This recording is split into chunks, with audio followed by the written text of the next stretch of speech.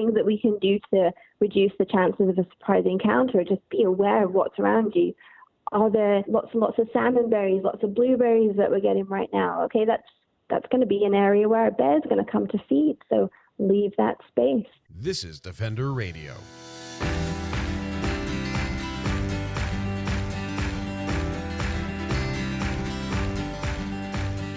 I'm Michael Howie, and this is Defender Radio, the podcast for wildlife advocates and animal lovers, brought to you by the Fur Bearers.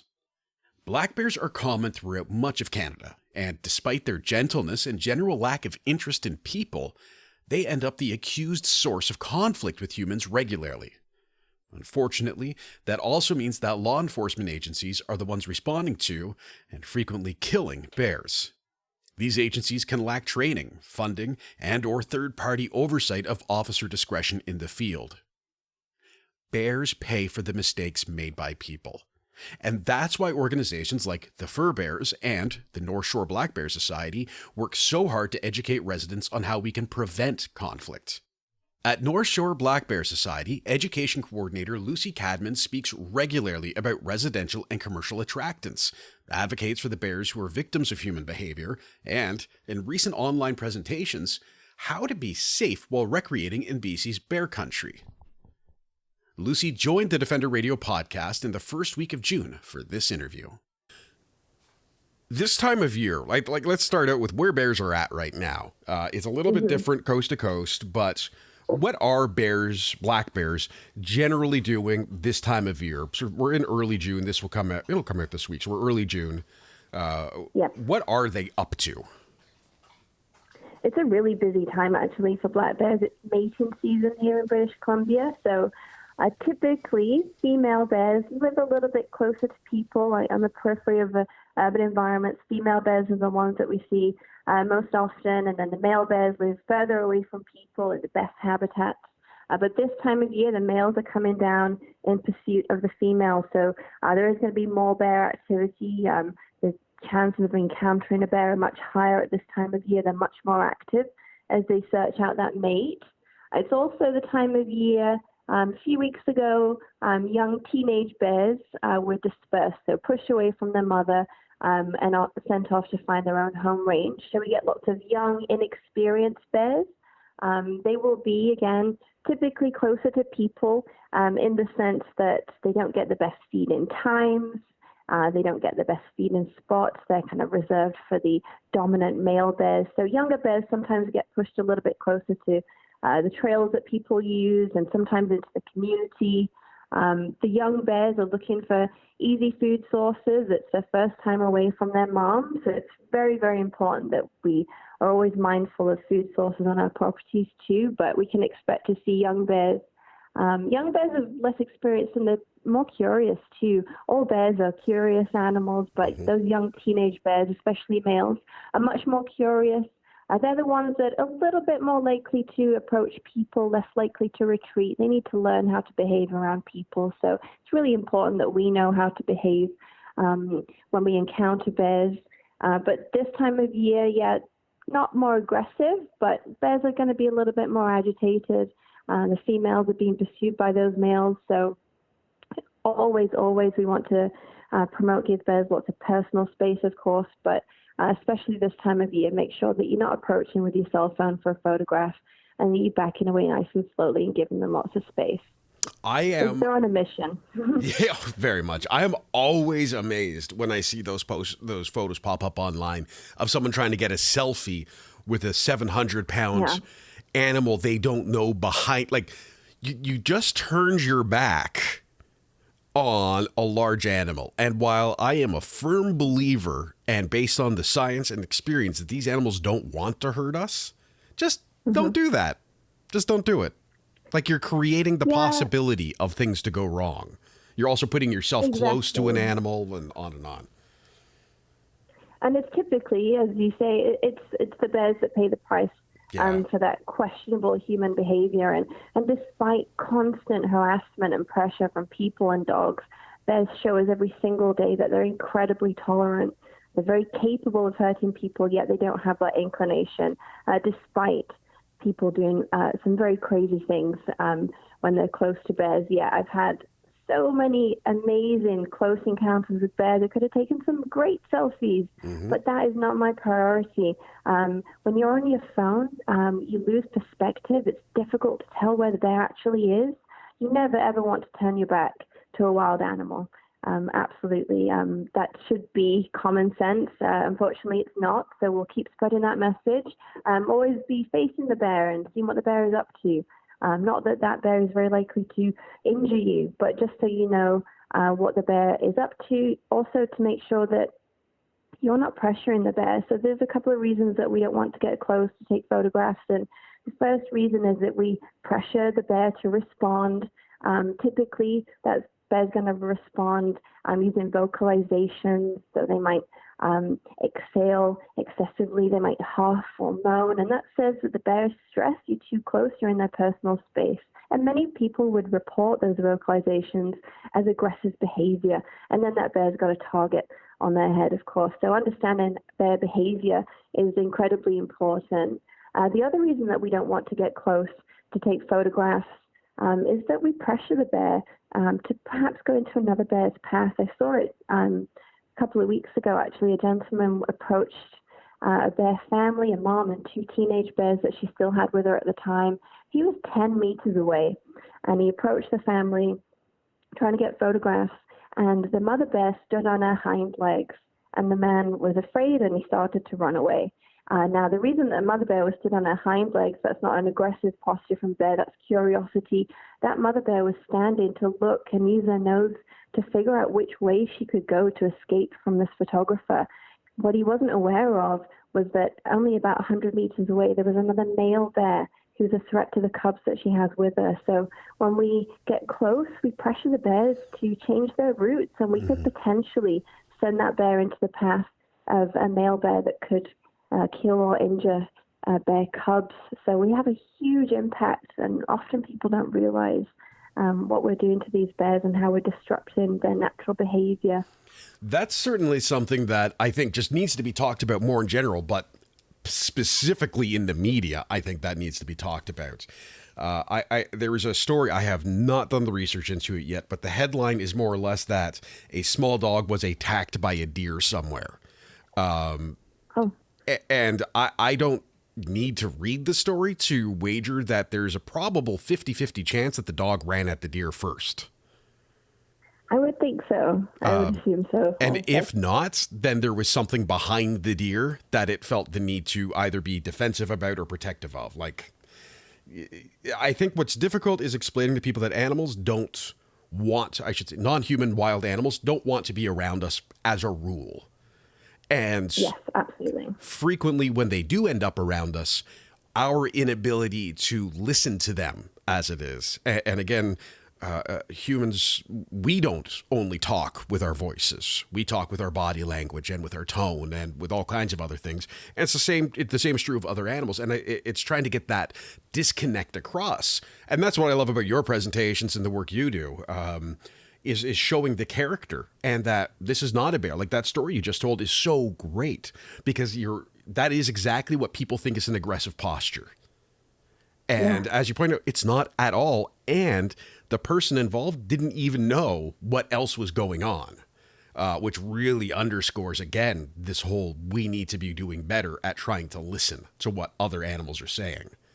But absolutely. And we're trying to promote like the true nature of bears and spend a lot of time focusing on that behavior and most importantly, how we should behave around them. It's incredibly important that you take the responsibility to learn about bears when you're spending time in their home. Mm-hmm. And today we were going to specifically talk a bit about outdoor recreation. And maybe you can help me with this because I have struggled to come up with the right word for people who participate in outdoor recreation. Is it recreationalists? Is it recreationists? Is it recreate? I don't know. I'm not sure. Right? It's you're the word man. I would figure that you would know that better than me. I'll probably just Google it later and then lie about it and say I knew all along. Anyway, I saw a couple of your posts for North Shore Black Bear Society, specifically about some presentations you've been doing online, and the whole concept, though, of we want to be outside in these spaces. And again, during this pandemic, I am craving outdoor time. Absolutely craving it. It's a physical urge. So I certainly appreciate, especially in BC with your beautiful trails and old logging roads and forests, the desire to be out there and to be out there walking, hiking, running, photographing, cycling, doing all these different things. But each one of those things carries with it its own risks and things that we do as people that can create conflict. So Absolutely. I thought that this, where do you want to start with this? This is now officially into your territory. So where's the good spot to start talking about this? I think just learning some general best practices for reducing risk. Like the risk of being injured by a bear in the forest is incredibly rare. It's even lower in the community. But when we're spending time in their home, there are definitely things that we can do to reduce those risks and to reduce that impact on their lives too.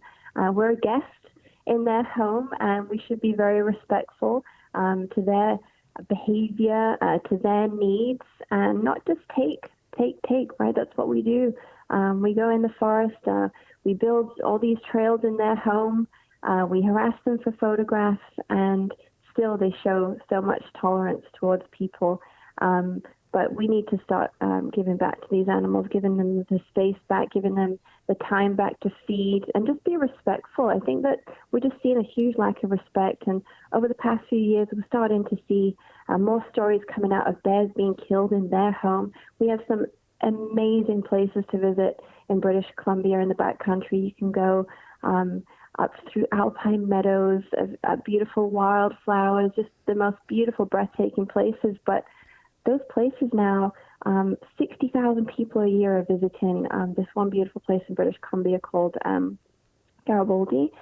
Beautiful lake, beautiful camping spot, lots of bear activity. We've got grizzly bears and black bears that live in that space, but more people going out there that are inexperienced, and they're causing bears to be killed in their home now by things that they do. They leave food on the trails, they leave garbage on the trails. They don't know how to respond when they encounter a bear, so they're doing the wrong things, and things like dropping their backpacks full of food when they encounter a bear because they don't know about bear behavior and how to respond.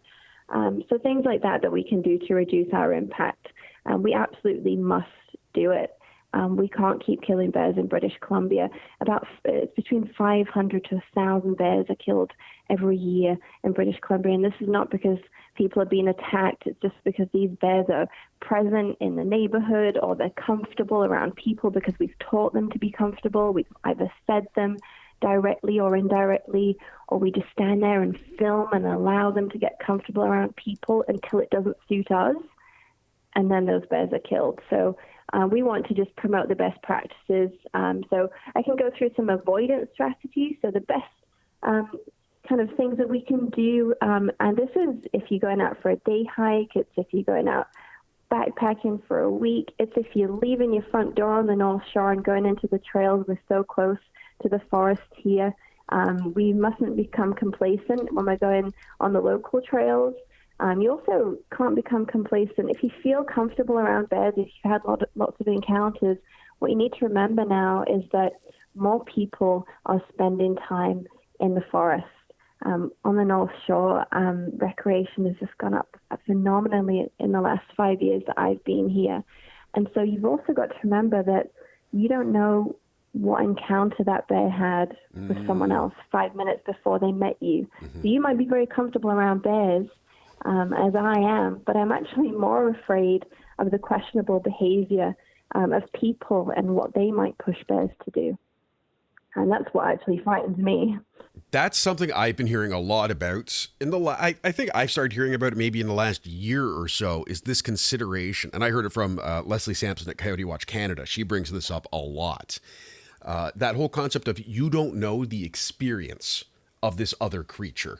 And in the context of a bear or a coyote or a deer or anything else, that animal could have been harassed and injured by dogs in the past, or harassed and injured by people in the past.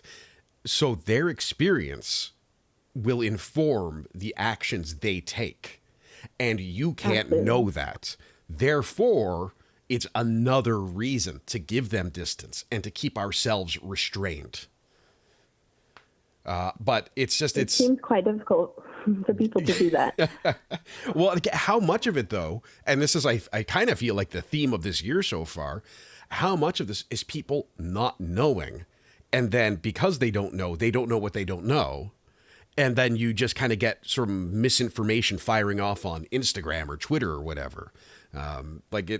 It's this strange cycle of a lack of education on this. And again, that's why what you do is so great. Something I think that needs to be looked at is how to get that point across to people who maybe don't want to hear it.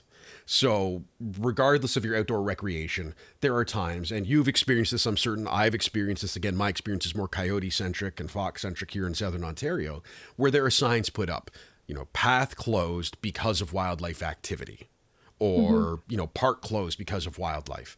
And people just refuse to accept that. Yep. And it seems like it's how do we get past that barrier of, like, this is for everyone's safety, not just theirs and not just yours, but everybody's. How do we fix people? It's a really big challenge. I'm still working on that, absolutely. And I've seen it myself. So I live at the base of Provincial Park, Seymour Provincial Park. And all throughout the restrictions, when the park was closed, people were still using that space. We've got a lot more people using our regional parks. So people were forced into different spaces. That's absolutely certain. And I understand that people like to be in the forest, to be away from people typically. But you must understand that when parks are closed, when trails are closed, it's typically to keep people safe. That is the priority of the government, isn't it? Keep people safe. And we must respect those closures. You wouldn't camp at a closed camping site that's closed because of bear activity. You're increasing the risk then of a negative encounter with a bear. So it's all about risk and reducing that risk and reducing the impact too. We've had a young bear on one of our local mountains, a mountain that's used so much by mountain bikers and hikers. I'm sure that this young bear has had a lot of mixed messages from, I'm sure, people feeding him, people approaching for photographs, other people screaming, having bikes go past him, off-leash dogs, just constant pressure and harassment from people. And this bear's being quite curious. He's approaching people, or does not really back him away. And that's just because he's a younger bear and he needs to be taught not to get into our personal space. And there are different things that we do when we meet bears like that. We did want those trails to be closed, but we know that people won't respect that. And it's just really unfortunate. I do not know how to change that human behavior and that entitlement that so many people have. If trails are closed, it's to protect you and other people. So I think you need to look at it from that perspective, and not just that, we close in this just because we don't want you in this space. It's for safety. It's a safety aspect, really. So that was a good answer. I think it was. I don't. Yeah, with mountain bikers here on the North Shore, it's a big issue. Like it's a really active place for mountain biking here on the North Shore, and there are new trails coming up all the time, and we're just seeing so many natural bear foods being removed, and we're giving them just less and less space to live and taking food sources away from them. And just by being present, we kind of disturb their natural behavior too. And we need to understand that these animals help to replenish this beautiful forest that we enjoy so much, and we need to allow them the space and the time to do that so that we can enjoy those spaces too. Mm-hmm. Yeah, I mean, it does lead into this huge issue of shared space, which I think maybe we need another hour for some other time. To talk about solutions. And it certainly, there are solutions. There are. And that is something I will look into for a future episode, is that shared space issue. And how do we effectively allow people to enjoy the outdoors without having a negative impact on the rest of the environment, as well as other people who are trying to enjoy those same outdoors. But I feel like if we had an easy answer to that, we'd be in a different world right now. Absolutely. So now, one of the things though with cyclists, and it doesn't matter what kind of cycling you're doing, we've all seen some of the videos of an animal coming out of nowhere and knock them off their bike. They end up on late night TV shows and on local news clips, and it's always scary. But is it always preventable, I guess, is part of my question. Like, what can people be doing for this wild, and I gotta think it's actually quite rare based on how often I see it, but in those kinds of situations, you're moving fast, animals might be moving fast, other people might be moving fast. What can we be doing as individuals in this process to make that safer, specifically for the animals, but also for ourselves and others? Yeah, you're absolutely right. So biking, mountain biking, and even road biking here, we've got some great paved trails through our forests. It's, high impact, fast and very quiet activity. So things that we can do when we're biking, and we must remember that when we're biking, because we're moving fast, we increase the risk of a surprise close encounter. So absolutely use your voice as the best tool that you have. When you're biking, you need to be very loud and calling out often. Bear bells are not effective. They're very quiet. They don't identify you as a human, but your voice does. Bears are very smart.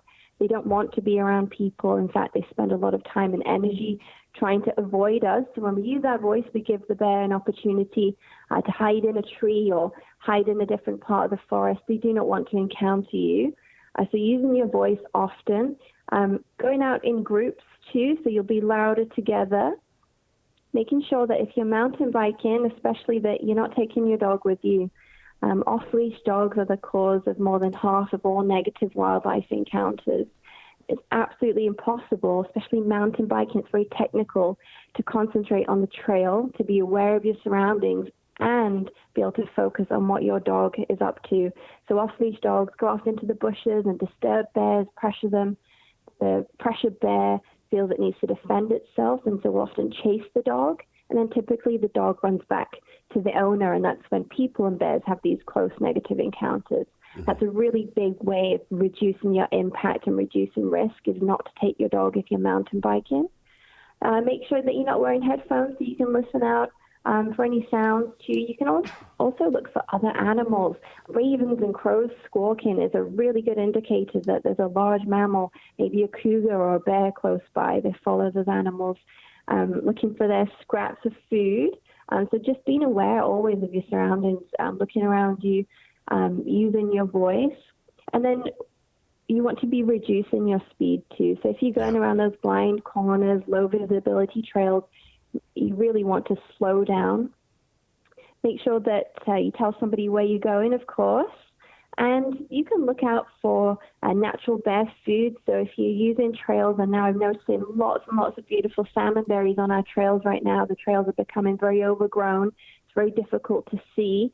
So we want to, whether you're biking, running, or even hiking on those trails, slow down, and that will reduce the risk of a surprise encounter. Use your voice more often and be louder on those narrow, low visibility trails. And then when you're traveling by creeks and rivers, be mindful that they're natural wildlife corridors, and we need to be much louder to make sure that the bears can hear us over the sound of the water.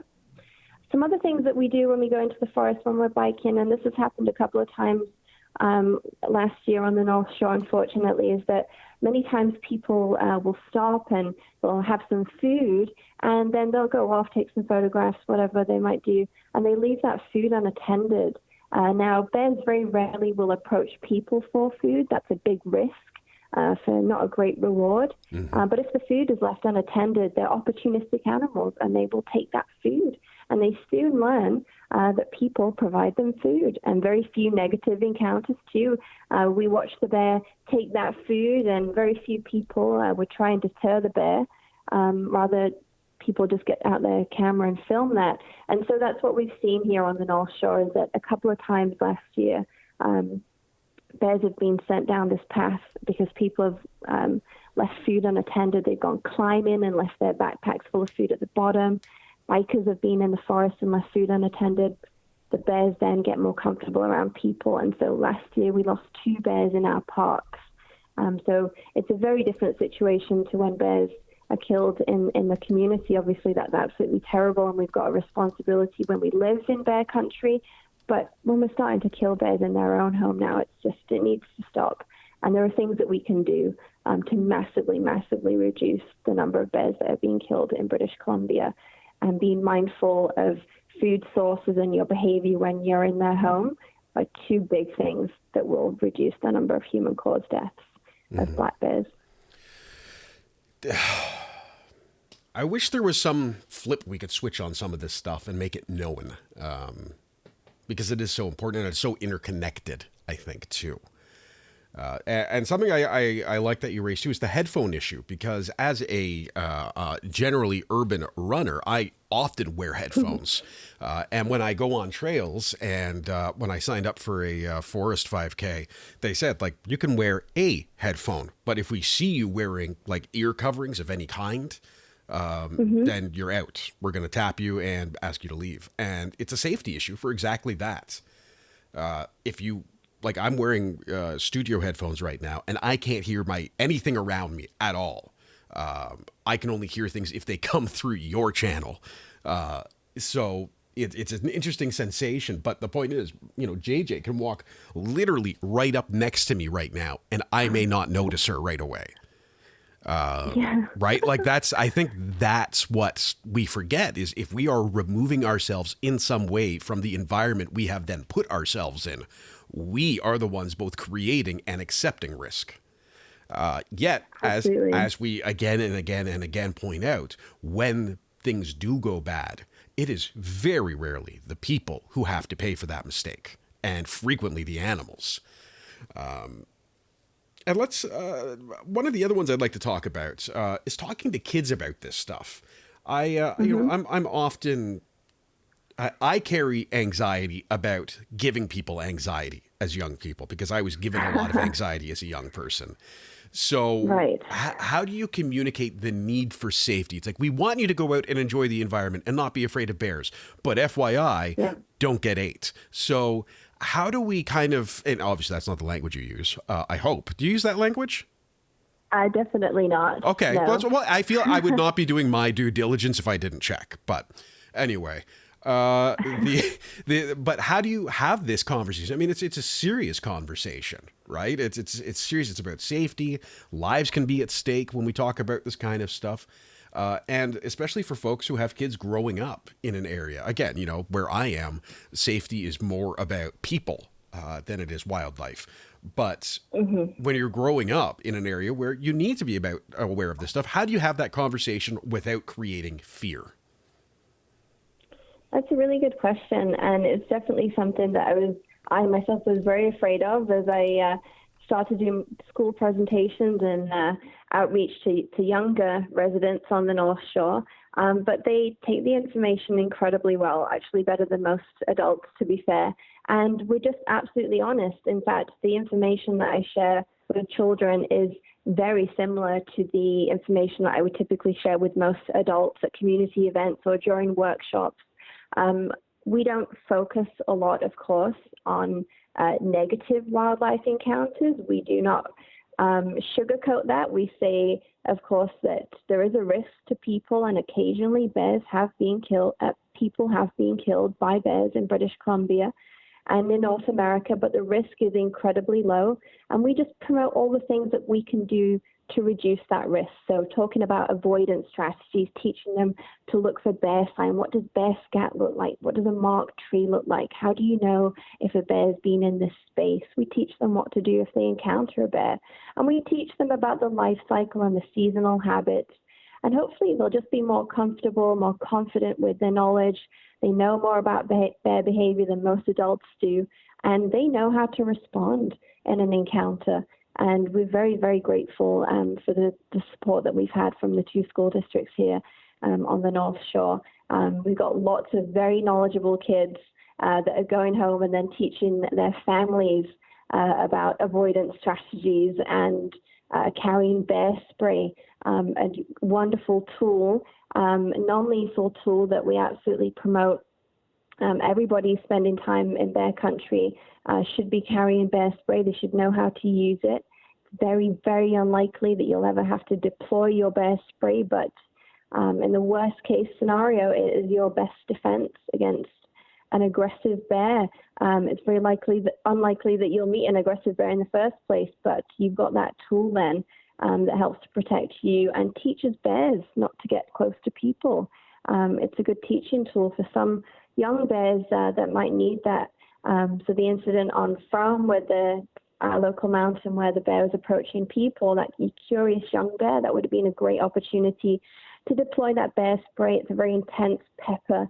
It's not harmful to the bear long term, but it affects their nose and their eyes, and it's a great deterrent. And they remember, they've got incredible memories. So we've got tools like our voice, and there's avoidance strategies of looking for bear sign and making sure that we don't leave food available and such. But we've also got an actual tool of bear spray to use in that worst case situation. And we absolutely promote that people take that with them at all times and know how to use it too.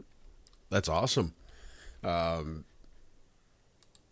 of the ones I wanted to talk about is bird watching / nature viewing / photography. This is what I'm more likely to be doing on some of these trails. And when I do go up north, I love to sit outside and do art and stuff like that. So I get very focused on what I'm doing. I've got people in my life who love to do photography, and you go out and you find, the shot you want, and you stand there for 2 minutes setting it up, or you're looking for a specific bird or something like that. Are there any tips in those instances for managing sort of the knowing your surroundings and stuff?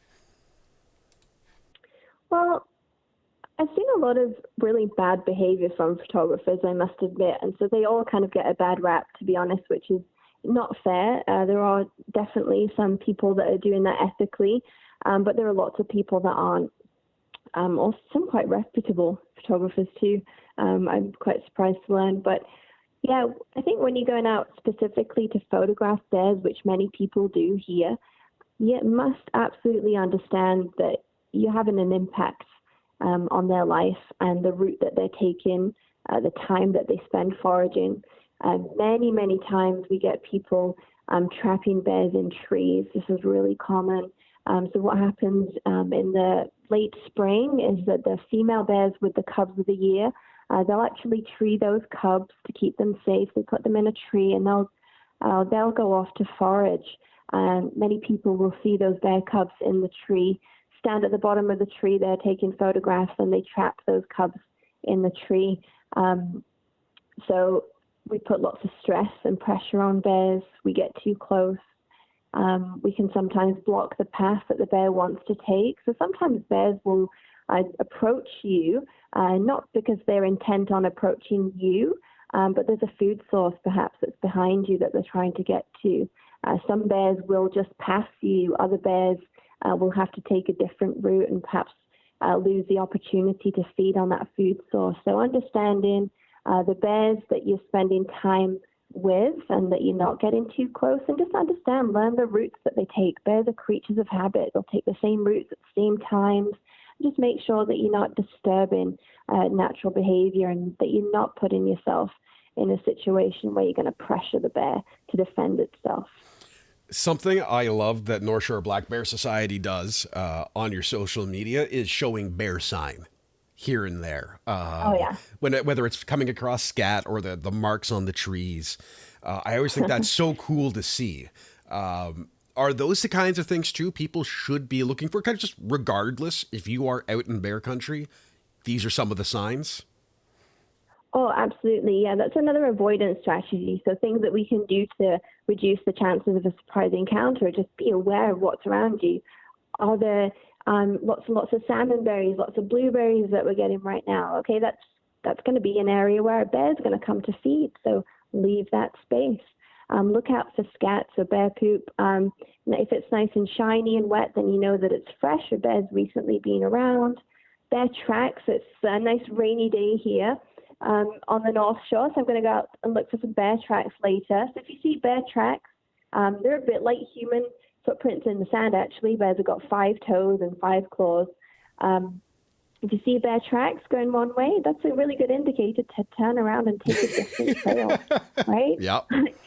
I always leave the house when I go into the forest, always have my bear spray, never ever have to use it. But it's a great tool. It's wildlife spray, actually, so it's effective too on wolves and cougars if you live in spaces with those animals. We have cougars here on the North Shore. Never seen one. Found lots of sign, lots of cougar tracks and fresh scat, but they're incredibly elusive. But that's wildlife spray, so that in the worst case scenario will protect you against those animals. And yeah, just be looking for marked trees. That tells you that a bear's using that space. Now, when bears mark trees, they're going to do that with their claws, and it leaves a visual mark, and it leaves a scent behind too. That's a message for other bears.